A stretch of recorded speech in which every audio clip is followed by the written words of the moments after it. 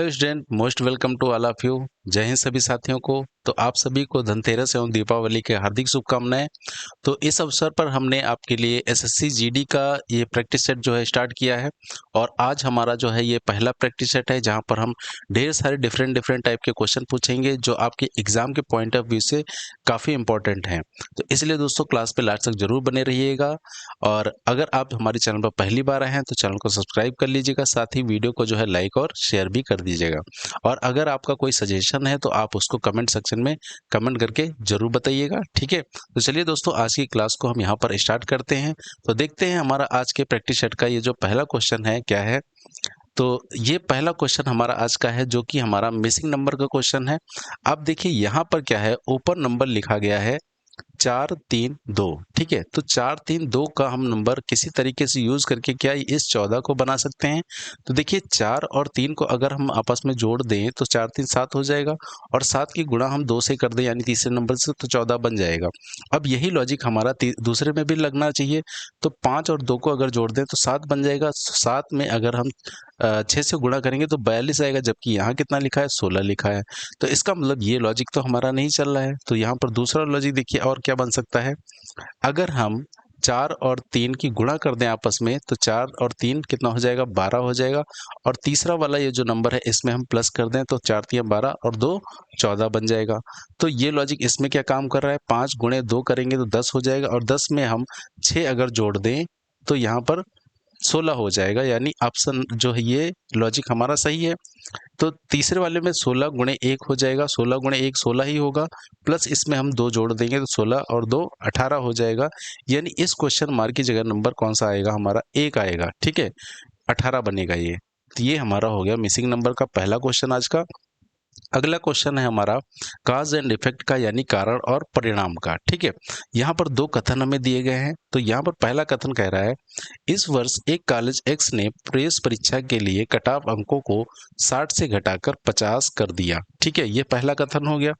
दूसरा कह रहा है, पिछले 2 वर्षों में कॉलेज एक्स ने छात्र संघ कॉलेज कैंटीन में भोजन की गुणवत्ता और स्वास्थ्य तथा स्वच्छता मानकों के संबंध में कॉलेज प्रशासन के साथ सक्रिय रूप से बातचीत कर रहा है। अब कॉज इफेक्ट पे सबसे पहले हम ये देखते हैं क्या दोनों घटना एक दूसरे से संबंधित हैं। तो अगर दोनों घटना एक दूसरे से संबंधित होती हैं तो उसमें या तो पहला या दूसरा मतलब कॉज या इफेक्ट होगा। यानी पहला कारण हो सकता है, दूसरा परिणाम हो सकता है, या दूसरा कारण पहला परिणाम हो सकता है। लेकिन यहाँ पर ये दोनों ही घटनाएं एक दूसरे से संबंधित नहीं है। तो जब दोनों ही घटनाएं एक दूसरे से संबंधित नहीं होती हैं तो इसका मतलब वो दोनों ही क्या होते हैं, परिणाम होते हैं। तो अब ये दोनों ही परिणाम है, लेकिन इनके पीछे क्या देखिए कारण एक है या अलग अलग। तो पहले वाले का जो कथन है इसमें बात की गई है प्रवेश परीक्षा के कट ऑफ अंक के बारे में, जबकि दूसरे वाले में कैंटीन के बारे में बात किया जा रहा है। इसका मतलब दोनों घटनाएं भी संबंधित नहीं है, मतलब अलग अलग हैं। तो इनके पीछे कारण भी क्या होगा, अलग अलग ही होगा। यानी यहाँ पर जो है ऑप्शन नंबर 3 सही हो जाएगा। पहला और दूसरा दोनों स्वतंत्र कारणों के क्या है, प्रभाव यानी कि परिणाम, ठीक है। तो ये हमारा दूसरा क्वेश्चन हो गया आज का। तीसरा क्वेश्चन देखते हैं। ये भी हमारा एक मिसिंग लेटर का क्वेश्चन है। यहाँ पर पहले में PTD लिखा है। अब देखते हैं यहाँ पर किस तरीके से जो है ये बनाया गया होगा, पैटर्न चल रहा होगा। तो सबसे पहले इनकी प्लेस वैल्यू लिखें तो P की 16 होती है, D की 4 और T की 20। अब देखिए यहाँ पर 16 और 4 का यूज करके 20 बनाया जा सकता है। यानी इनको अगर जोड़ दें तो 16 4 20 बन जाएगा। यानी 20 पे लेटर T आता है जो कि बीच में लिखा हुआ है। तो J और G यानी इनको जोड़ेंगे तो 10 + 7 17 हो जाएगा। और 17वां लेटर कौन सा, Q होता है, जो कि यहाँ पर बीच में लिखा गया है। तो यहाँ पर 3 बाईं तरफ है तो 3 और ये 15 हो जाएगा, O 15। दोनों को ऐड करेंगे तो 15 + 3 18 हो जाएगा। यानी बीच में ये लेटर आएगा R। तो यहाँ पर ऑप्शन नंबर 4 जो है हमारा वो यहाँ पर राइट हो जाएगा, ठीक है। तो ये हमारा तीसरा क्वेश्चन हो गया। चलते हैं चौथे क्वेश्चन पर अपने। अब यहाँ पर देखिए कहा गया है हैज और परसेंट के स्थान पर कौन सा अक्षर समूह रखा जाए ताकि इसके जो बाईं तरफ और दाईं तरफ के युग्म है दोनों के बीच का पैटर्न समान बन जाए, ठीक है। तो यहाँ पर देखते हैं, अगर हम हैज की जगह COQ रखें तो देखिए COQ से क्या बनेगा, DKR। यानी C में अगर हम +1 करेंगे तब D बनेगा। और यहाँ पर इसका मतलब P में हमें +1 करना पड़ेगा। तो आगे क्या बनना चाहिए, 16 A में +1 करने 17 यानी Q आना चाहिए आगे। जबकि इसमें क्या है 15 O आया है। तो ये ऑप्शन कभी नहीं बन सकता। दूसरा कह रहा है बी। अब देखिए बी से अगर डी बनाना है तो इसमें हमें +2 करना पड़ेगा, यानी आगे जो पी से अगर हम जो भी लेटर बनाएंगे आगे, तो इसमें भी पी में +2 होगा, यानी 16 2 18 हो जाएगा। तो यहाँ आर आना चाहिए, एन नहीं बनेगा, तो ये ऑप्शन भी नहीं है सही। दूसरे में तीसरे में भी देखिए बी और एन आया है, यानी ये भी ऑप्शन हमारा नहीं बनेगा। तो चौथा ऑप्शन देखिए 6 है एफ नंबर पर, यानी 6 से हमें 4 बनाना है, तो इसमें -2 करना पड़ेगा। तो अब अगर हम P में -2 करेंगे तो यहाँ पर क्या आएगा, P में -2 करने पर आएगा 14, यानी N। जी यहाँ पर देखिए N ही लिखा है। फिर दूसरा लेटर देखते हैं, देखिए 8 H8 है, 8 से हमें कौन सा लेटर बनाना है, 11, यानी +3 करना पड़ेगा। तो यहाँ भी हम क्या करेंगे, सी में यानी +3 में +3 करेंगे, तो 3 और 3 6 हो जाएगा, यानी दूसरा लेटर एफ आएगा।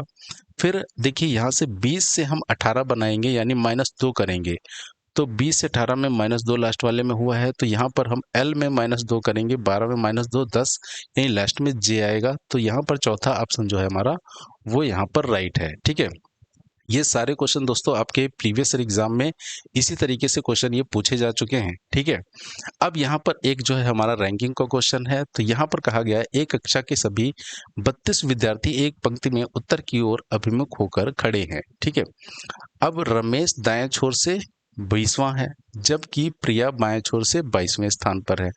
तो यहाँ पर देखिए अब इसका हम डायग्राम बनाते हैं। तो सबसे पहले ये बताइए डायग्राम कैसा बनेगा, ओवरलैप वाला डायग्राम बनेगा या फिर दूर दूर वाला। तो यहाँ पर देखिए अगर हम रमेश दाएं छोर से 20वां है, प्रिया बाएं छोर से 22वीं है, तो अगर दूर दूर वाला डायग्राम बनाएंगे तो 20 और 22 हो जाएगा 42, यानी संख्या जो है 42 से ज़्यादा हो जाएगी। तो यहाँ 42 या 42 से ज़्यादा हो जाएगी, तो यहाँ पर हम ओवरलैप वाला डायग्राम बनाएंगे, तभी जो आंसर सही होगा, क्योंकि कुल विद्यार्थियों की संख्या कितनी 32 ही है। तो ओवरलैप वाला जो डायग्राम बनाएंगे, तो यहाँ सबसे पहले हम बाएं छोर से प्रिया को बैठाते हैं। तो ये हो गई बाएं छोर से प्रिया किस स्थान पर, 22वें स्थान पर। ठीक है, उसके बाद रमेश दाएं छोर से 20वां था, तो ये हमने बैठाया रमेश को दाएं छोर से 20वें स्थान पर। ये हो गया रमेश दाएं छोर से 20वें स्थान पर। ठीक है, अब यहाँ पर देखिए हम जो है इनके बीच में कितने लड़के हैं, यानी बीच की ये दूरी हमें निकालनी है। तो ये दूरी हम कैसे निकाल सकते हैं, जब दोनों ही की ही दूरी एक तरह से हमें एक ही तरफ से पता चल जाए। तो एक तरफ से यहाँ पर दी नहीं गई है, लेकिन हम बना सकते हैं कैसे। देखिए यहाँ पर कुल स्टूडेंट कितने हैं, 32, यानी हम अगर 33 से 20 को घटा दें, 33 से 20 यानी कि जो रमेश की पोजीशन दाएं से है उसको घटा देंगे, तो रमेश की पोजीशन बाएं से पता चल जाएगी, यानी रमेश बाएं से 13वां आ जाएगा। तो रमेश का जो है बाएं से स्थान कितना हो जाएगा, 13वां हो जाएगा।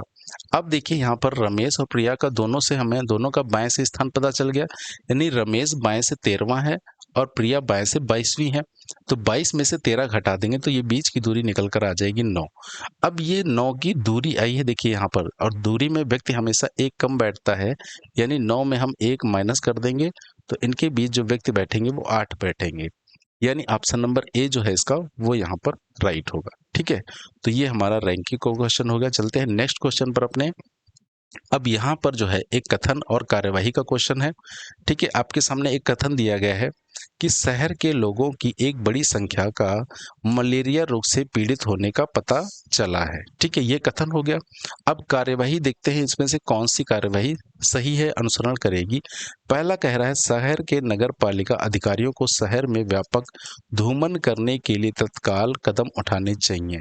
देखिए ये कार्यवाही 100% सही है। जब मलेरिया या डेंगू के केस ज़्यादा निकलने लगते हैं तो हमारे मोहल्ले या गांव में देखा होगा आपने, नगर पालिका या जो भी गांव में होता है उसकी तरफ से जो है गांव में या मोहल्ले में जो धुआं छोड़ने के लिए आते हैं। ठीक है, जिससे मच्छर क्या हो जाए, मर जाए। अब यहाँ से दूसरा देखते हैं, कह रहा है क्षेत्र के लोगों को मच्छरों के काटने से बचने के लिए कदम उठाने की सलाह दी जानी चाहिए। देखिए ये भी कार्रवाई 100% सही है, क्योंकि आपने देखा होगा कि आपके मोहल्ले में जो है अनाउंस करने आते हैं कि कूलरों की सफाई लगातार करते रहिए, नालियों में जो है मिट्टी का तेल डालते रहिए और जो है मच्छरदानी का प्रयोग करें।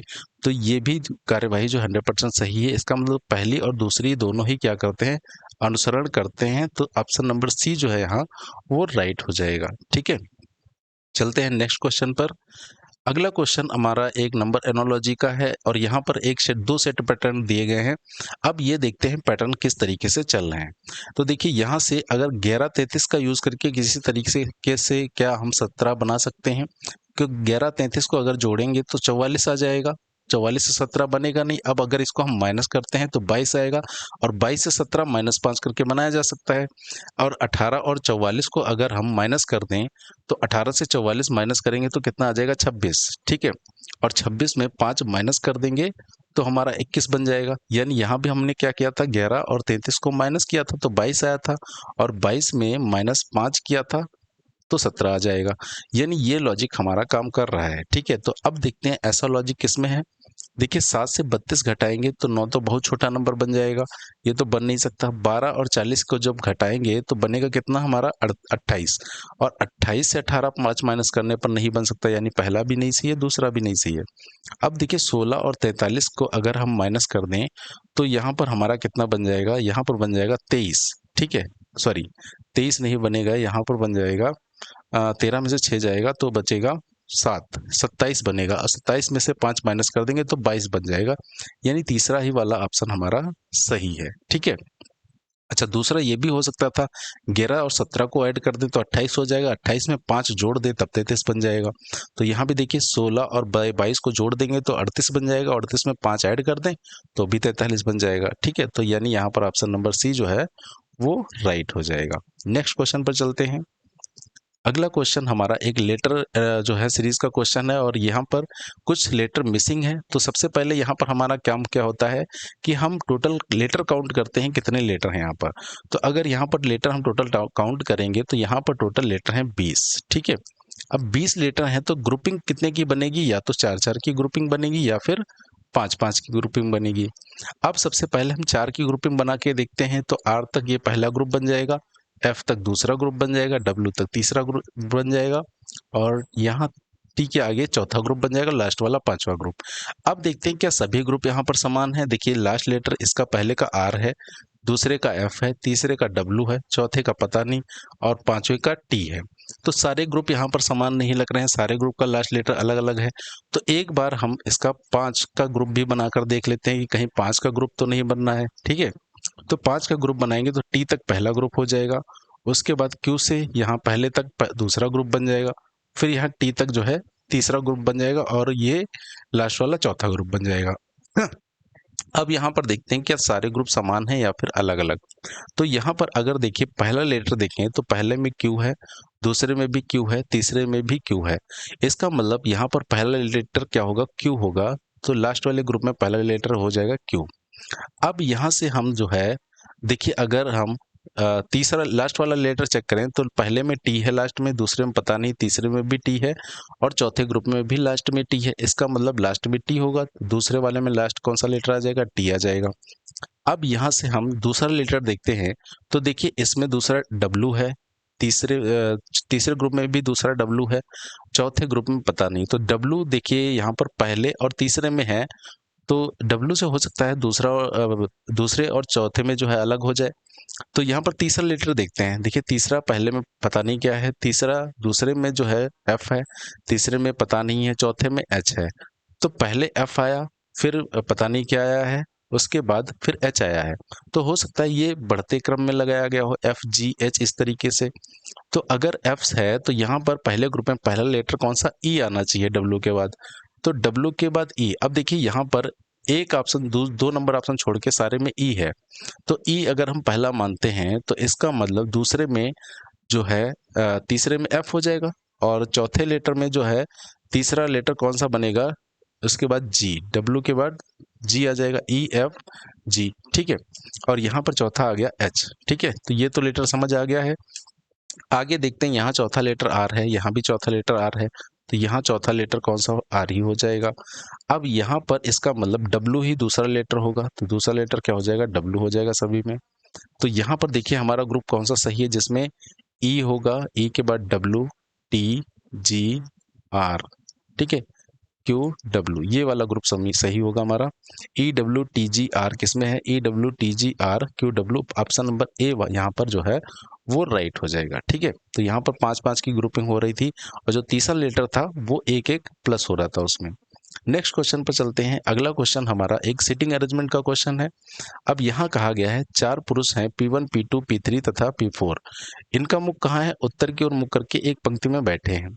और 4 महिलाएं हैं A1, A2, A3 और A4 और इनका मुख कहाँ है? दक्षिण की तरफ। तो इसका जो है हम डायग्राम बनाते हैं सीटिंग अरेंजमेंट पहले। तो सबसे पहला स्टेटमेंट देखिए, यहाँ से कहा गया P1 और P4 एक छोर पर बैठे हैं। ठीक है, तो यहाँ पर अब P वाले जो है पुरुष हैं, इनका मुख कहाँ है? उत्तर की तरफ। तो यहाँ पर हम इसकी इसकी जो है अरेंजमेंट बनाते हैं। तो ये हमने मान लिया यहाँ पर है P1। ठीक है, दूसरा हमने यहाँ पर मान लिया कौन है? P4 है। ठीक है, अब यहाँ पर देखिए कोई जरूरी नहीं P1 बाईं तरफ ही हो, P1 दाईं तरफ भी हो सकता है। तो इसकी दूसरी पॉसिबिलिटी भी हम बना लेते हैं। ये P4 हो गया दाईं तरफ और P1 हो गया बाईं तरफ। ठीक है, P1। अब ये दोनों छोर पर हैं, इसका मतलब दोनों अब जो दो बीच में बचे वो बीच में होंगे, यहाँ पर बैठेंगे इस तरीके से और ऐसे ही यहाँ पर भी बैठेंगे इस तरीके से। ठीक है, अब यहाँ से देखिए P1 या P4 से रिलेटेड जो जानकारी मिल रही हो हम वहां पर जाएंगे। तो दूसरी जानकारी A1, A3, A2 के बारे में है, तो A3 P2 के बारे में है। A3 P2 अभी आया नहीं तो इसको हम छोड़ देंगे। A4 A3 ये भी हम छोड़ देंगे, अभी नहीं आया है। तीसरी जानकारी देखते हैं यहाँ पर, चौथी जानकारी P2 का मुख A1 की ओर है, P4 का मुख A1 की ओर है। यानी P4 के सामने कौन बैठेगा? A1 बैठेगा। तो यहाँ पर A1 हो जाएगा और इस वाले में यहाँ पर A1 हो जाएगा। ठीक है, क्योंकि P4 के सामने A1 है। अच्छा, आगे देखते हैं, कहा गया A1 और A4 छोर पर बैठे हैं। इसका मतलब अगर A1 हमारा इस छोर पर है तो A4 दूसरे वाले में यहाँ पर आ जाएगा। ठीक है, और पहले वाले में A4 यहाँ पर आ जाएगा। ठीक है, ये बन गया। अब इसके बाद देखिए ये भी स्टेटमेंट हमारा बन चुका है। अब यहाँ से देखिए A3 और P2 का मुख एक दूसरे की तरफ है और A3 P2 अभी आया नहीं है तो इसको हम छोड़ देते हैं। ठीक है, अब 4 व्यक्ति नीचे बैठ गए हैं तो 4 व्यक्ति ऐसे ही इस सामने उन ऊपर भी बैठेंगे। ठीक है, तो ये भी हम ऐसे ही बना लेते हैं। अब आगे देखिए कहा गया A4 A3 के बाएं दूसरे स्थान पर है। A4 A3 के बाएं दूसरे स्थान पर है और ये जो कहाँ है? दक्षिण की तरफ देख रहे हैं। अब A4 जो है A3 के दाएं दूसरे स्थान पर है। इसका मतलब ये हमारा क्या पहले वाले में बैठ पाएगा? देखिए पहले वाले में अगर हम A3 को यहाँ पर बैठाते हैं तो क्या इसके बाएं दूसरे स्थान पर F है? बिल्कुल है, क्योंकि हमारा जो नीचे उत्तर की तरफ जो दायां होता है वो ऊपर क्या बन जाता है? बायां बन जाता है और बायां वाला दाएं बन जाता है। तो यहाँ पर सॉरी, ये जो है राइट बैठ रहा है, दाएं बैठ रहा है। ठीक है, जबकि ऊपर कहा गया है बाएं दूसरे स्थान पर है। तो पहला वाला डायग्राम तो हमारा गलत हो जाएगा। ठीक है, इसका मतलब यहाँ में A3 इसको यहाँ पर हम बैठाएंगे और इसके बाएं दूसरे स्थान पर A4 बैठ जाएगा। ठीक है, यही कहा गया था। इसका मतलब दूसरा पहला डायग्राम गलत हो गया, दूसरा सही है। अब इस वाले डायग्राम में बचा कौन? देखिए A2 बच गया यहाँ पर, तो A2 ये यहाँ बैठ जाएगा। अब यहाँ से A1 सॉरी कहा गया था जो है पहले वाले में A3 और P2 का मुख एक दूसरे की ओर है। A3 और P2 यानी यहाँ पर कौन बैठ जाएगा? P2 बैठ जाएगा।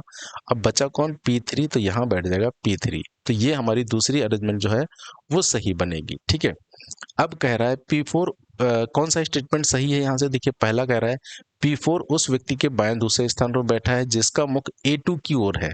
तो देखिए A2 की ओर किसका मुख है? P3 का मुख है और P3 के बाएं दूसरे स्थान पर कौन बैठा है? P4 बैठा है, यानी पहला स्टेटमेंट सही है। ठीक है, दूसरा कह रहा है A4 का मुख P1 की ओर है। देखिए A4 का मुख कहाँ है? P1 की ओर है, ये भी सही है, यानी दोनों ही स्टेटमेंट यहाँ से सही है। तो यहाँ पर पहला और दूसरा दोनों ही यानी ऑप्शन नंबर ए जो है वो सही हो जाएगा। ठीक है, तो ये हमारा सीटिंग अरेंजमेंट का क्वेश्चन हो गया। अगला क्वेश्चन हमारा जो है सिलोगिज्म का है। ठीक है, अब यहाँ पर इसका डायग्राम हम वेन डायग्राम बनाते हैं। कहा गया सभी खरगोश पुरुष हैं, तो सभी खरगोश किसके अंदर आ जाएंगे? पुरुष के अंदर आ जाएंगे। ठीक है, ये सभी खरगोश आ गए किसके अंदर? पुरुष के अंदर। फिर कहा गया कुछ पुरुष बैटमैन है, तो कुछ पुरुष ये हो जाएंगे बैटमैन। फिर कहा गया कोई बैटमैन खरगोश नहीं है, तो कोई बैटमैन यानी बैटमैन और खरगोश के बीच कोई भी रिलेशन नहीं बनेगा। अब इसमें कहा गया कौन सा कथन पालन नहीं करता है, वो हमें देखना है। ठीक है, तो पहला कह रहा है कुछ बैटमैन पुरुष और खरगोश दोनों हैं। तो यहाँ डायग्राम से देखिए कुछ बैटमैन पुरुष तो हैं, ये देखिए यहाँ पर जितने हैं ये पुरुष हैं बैटमैन, ठीक है। लेकिन खरगोश और बैटमैन के बीच कोई भी संबंध नहीं है, तो कुछ बैटमैन खरगोश कैसे हो सकते हैं? यानी यही ऑप्शन हमारा जो है पालन नहीं करता है, तो यही ए ऑप्शन हमारा सही हो जाएगा। अच्छा, दूसरा देखते हैं, कुछ पुरुष ना तो बैटमैन है ना ही खरगोश। देखिए कुछ पुरुष ना तो कह रहा है बैटमैन है, तो जितने खरगोश पुरुष होंगे वो खरगोश कभी बैटमैन नहीं हो सकते, और इसी तरीके से जितने पुरुष बैटमैन है वो कभी खरगोश नहीं हो सकते। तो ये हमारी जानकारी सही थी। फिर तीसरा कह रहा था कुछ बैटमैन खरगोश नहीं है, तो कुछ बैटमैन खरगोश नहीं है, जब कोई नहीं है तो कुछ तो होगा ही नहीं, किंतु वे पुरुष हैं। देखिए पुरुष तो हैं बैटमैन, ये जो है शेडेड वाला पार्ट ये कौन है? पुरुष है। यानी यहाँ पर तीनों ही निष्कर्ष नीचे के सही हैं, पहला ही सिर्फ पालन नहीं करता है, तो यहाँ पहला राइट आंसर हो जाएगा। नेक्स्ट क्वेश्चन चलते हैं, इसमें बताना है कि कौन सा अलग है, ठीक है। तो पहला कह रहा है मक्खन, क्रीम, चीज, चॉकलेट। तो यहाँ से देखिए चॉकलेट यहाँ पर अलग हो जाएगा, क्योंकि मक्खन, क्रीम और चीज ये क्या है? सभी दूध से बनने वाले प्रोडक्ट हैं, जबकि चॉकलेट अलग हो जाएगा यहाँ से। तो ऑप्शन नंबर डी इसका राइट होगा। अगला क्वेश्चन है हमारा एक जो है डाइस का क्वेश्चन है, पासा का। अब यहाँ से एक हमें खुला पासा दिया गया है और बताना है कि इसको मोड़कर कौन सा पासा बनाया जा सकता है। यहाँ पर सबसे पहले हमारा काम क्या है? विपरीत सतह का पता लगाना। देखिए जो पॉइंट वाला जो है सरफेस है, जिसमें छोटा सा पॉइंट है, इसके विपरीत क्या हो जाएगा? ब्लैंक वाली सरफेस हो जाएगी, तो इसका विपरीत हो जाएगा ब्लैंक सरफेस। उसके बाद देखिए त्रिभुज का विपरीत क्या हो जाएगा? जिसके अंदर रेक्टेंगल है वो त्रिभुज का विपरीत हो जाएगा, तो त्रिभुज का विपरीत जिसके अंदर रेक्टेंगल छोटा सा है वो हो जाएगी विपरीत, ठीक है, ये वाली। उसके बाद इस बड़े वाले सर्किल का विपरीत ये ब्लैंक सरफेस हो जाएगी, तो बड़े वाले सरफेस का विपरीत दूसरी ब्लैंक सरफेस हो जाएगी, ठीक है। अब यहाँ से हमें पता है कि कोई भी दो विपरीत सतह किसी भी एक पासे में एक साथ दिखाई नहीं देंगी। देखिए पहला ऑप्शन है, इसमें पॉइंट त्रिभुज और बड़ा वाला सर्किल आया है, तो पॉइंट आया है, त्रिभुज आया है और बड़ा वाला सर्किल आया है, यानी कोई भी दो विपरीत सतह एक साथ नहीं आई है, तो पहला बनाया जा सकता है, ठीक है। और यहाँ हमसे बनाया जाने वाला ही पूछा है, तो ए ऑप्शन यहाँ राइट हो जाएगा। देखिए दूसरा कभी नहीं बनाया जा सकता, क्योंकि पॉइंट छोटे वाले पॉइंट के विपरीत के साथ कभी भी दोनों ब्लैंक सरफेस नहीं आ सकती, केवल एक आ सकती है, तो ये भी नहीं बनेगा। उसके बाद देखिए तीसरे वाले में त्रिभुज और रेक्टेंगल एक दूसरे के विपरीत हैं और एक साथ दिख रहे हैं, तो ये भी नहीं बनेगा। और इसमें भी त्रिभुज रेक्टेंगल एक साथ हैं, तो ये भी सही नहीं होगा। तो ऑप्शन नंबर ए जो है इसका राइट हो जाएगा। नेक्स्ट क्वेश्चन चलते हैं। यहाँ एक जो है ब्लड रिलेशन का क्वेश्चन है। अब यहाँ से हम जो है इसका डायग्राम पहले बनाते हैं। तो सबसे पहले कहा गया फाहिमा जितेश की बहन है, ठीक है। तो फाहिमा का सिर्फ हम एफ लिखेंगे, एफ लिख लिया हमने। फाहिमा किसकी बहन है? जितेश की। तो अब फाहिमा क्या है? बहन यानी महिला होगी, तो इसको हम सर्कल के अंदर बंद कर देंगे। और देखिए, और फाहिमा की माँ अजीजा, फाहिमा की माँ कौन है? अजीजा है, ठीक है। तो इसकी माँ हो जाएगी अजीजा, तो एजे इसका लिख लेते हैं, एजे। अब ये माँ है यानी ये महिला होगी। अजीजा का केवल एक भाई है, मुनीर। अब भाई इसका कौन है? मुनीर, यानी डैश लगा के इसका भाई मुनीर ये हम बना देते हैं, और ये पुरुष हो जाएगा, ठीक है। आगे कहा गया आसमा अजीजा की माँ है। देखिए आसमा किसकी माँ है? अजीजा की, यानी आसमा अजीजा के ऊपर चली जाएगी, तो ये हो गई आसमा, ठीक है। और ये माँ है तो ये महिला हो जाएगी। आगे कहा गया है सुरेश आसमा का दामाद है। देखिए सुरेश आसमा का दामाद है, यानी सुरेश जो है इसकी पुत्री का पति होगा, तो ये किसका पति हो जाएगा? अजीजा का पति हो जाएगा, कौन? सुरेश, ठीक है। तो पति है तो प्लस साइन लगा दिया, और एस पुरुष होगा, ठीक है, सुरेश। तो यहां से हमसे पूछा है सुरेश का फाहिमा से क्या संबंध है। देखिए सुरेश कौन है फाहिमा का? सुरेश जो है फाहिमा का पिता है, यानी ऑप्शन नंबर बी जो है यहाँ से वो राइट हो जाएगा, ठीक है। तो ये हमारा हो गया ब्लड रिलेशन का क्वेश्चन। नेक्स्ट क्वेश्चन पे चलते हैं। यहाँ से एक डायरेक्शन का क्वेश्चन है। कहा गया है कबीर सिंह अपने घर से उत्तर की ओर 30 मीटर चला। तो यहाँ से हम इसका डायग्राम बनाते हैं सबसे पहले। तो यहाँ पर मान लेते हैं ये पॉइंट है, पॉइंट ए। यहाँ पर कौन है? उसका घर है, ठीक है। तो यहाँ से वो उत्तर की तरफ जाएगा, यानी सीधा ऊपर की तरफ जाएगा, कितना? 30 मीटर। तो हमने इसको सीधा चला दिया ऊपर 30 मीटर। उसके बाद कहा गया वो पूर्व मुड़ता है और 40 मीटर चलता है। अब पूर्व यानी राइट साइड में मुड़ेगा और कितना चलेगा? 40 मीटर। तो ये मान लिया हमने इसको चला दिया 40 मीटर। उसके बाद कहा गया फिर उत्तर की ओर मुड़कर 25 मीटर चला। फिर इसको हमें उत्तर की तरफ मोड़ दिया और चलाना है कितना? 25 मीटर। तो हमने इतना चला दिया इसको 25 मीटर, ठीक है। और फिर पश्चिम की ओर मुड़ा और 40 मीटर चला। अब पश्चिम की ओर जब इसको 40 मीटर चलाएंगे तो इस वाले पॉइंट के ये सामने ही आ जाएगा लाइन के, तो ये हो गया 40 मीटर। ठीक है। अच्छा, यहाँ कहा गया वह उस स्थान पर फूलों की दुकान से कुछ फूल खरीदने के लिए रुका। यानी यहाँ पर जो है क्या है, फूलों की दुकान, तो इसको हम पॉइंट बी मान लेते हैं और यहाँ क्या है, फूलों की दुकान है। ठीक है। आगे कहा गया है उसके बाद पुनः हुआ उत्तर की ओर मुड़ा और 30 मीटर चला। तो यहाँ से फिर से वो ऊपर जाएगा उत्तर की तरफ, और कितना चलता है, 30 मीटर। तो ये मान लिया हमने 30 मीटर। अब ये डायग्राम हमारा बन चुका है। यहाँ से पूछा, देखिए क्या है, फूलों की दुकान से कबीर का घर कितनी दूर और किस दिशा में है। यानी फूलों की दुकान कौन सी, बी पॉइंट से जो ए पॉइंट है इसकी दूरी हमसे पूछी है। तो देखिए इसकी दूरी कैसे निकालेंगे, ए से जो है वो 30 मीटर उत्तर की तरफ चला, यानी ये दूरी 30 हो गई। अब ये दूरी देखिए हमारी कितनी है, बी से, तो ये अगर 25 इसके सामने वाली है तो ये भी दूरी कितनी होगी, 25 होगी। यानी कि बी से ए की टोटल दूरी कितनी हो जाएगी, 30 प्लस 25 हो जाएगी 55।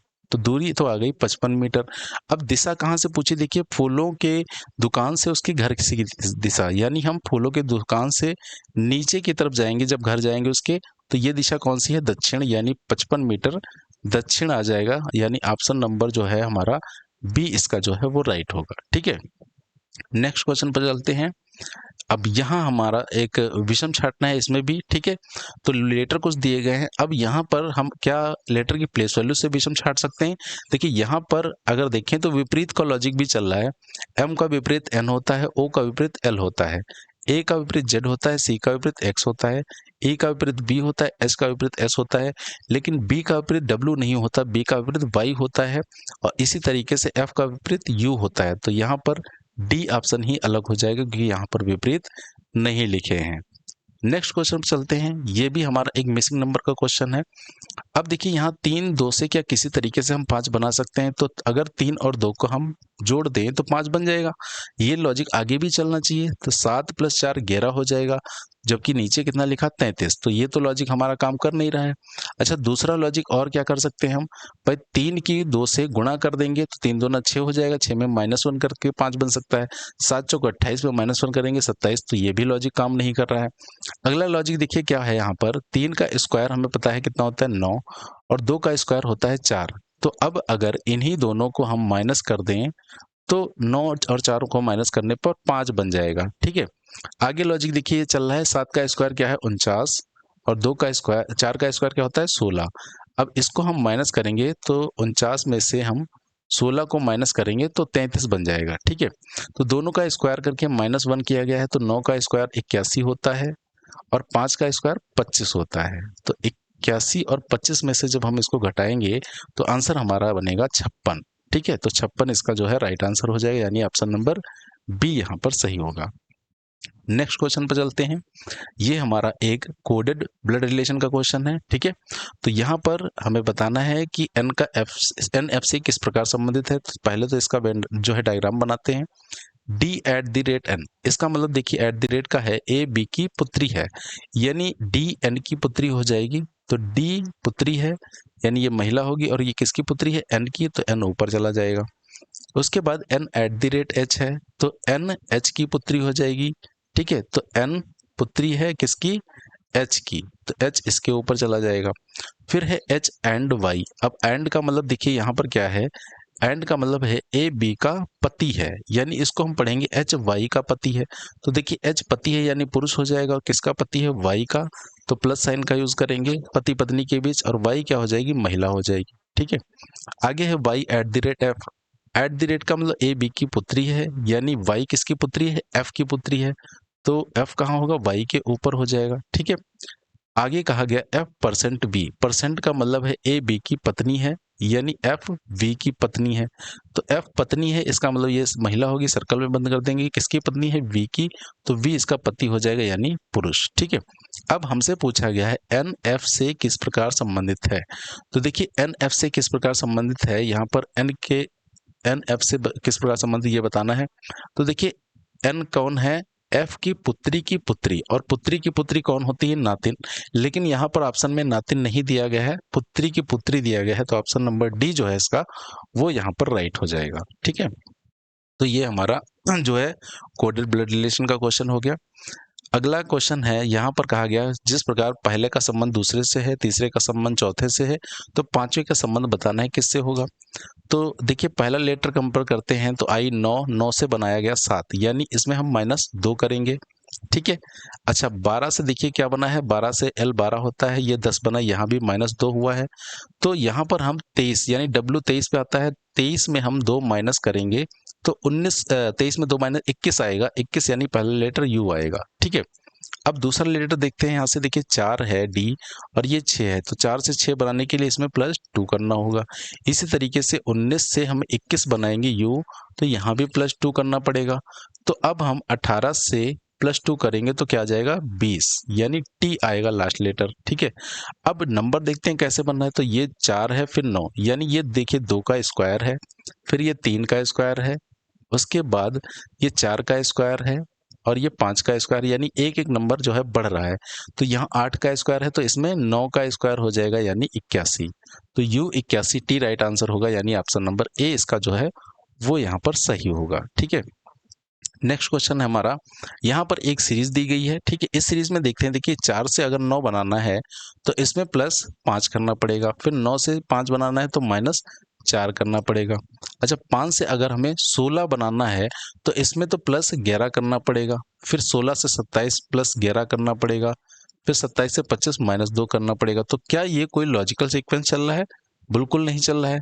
तो यहाँ पर देखिए और लॉजिक क्या हो सकता है, देखिए क्या ये सीरीज मिक्स सीरीज हो सकती है? बिल्कुल हो सकती है। देखिए यहाँ से 4 से 16 बन जाएगा, 2 छोड़ के 4 से 16, 4 गुणे 4 16 हो जाएगा। फिर 2 छोड़ के 16 से 64 बना है, 16 गुणे 4 64 हो जाएगा। तो अब 2 छोड़ के 64 में 4 से गुणा करेंगे तो हमारा बन जाएगा 256। ठीक है। यानी पहला नंबर आएगा 256।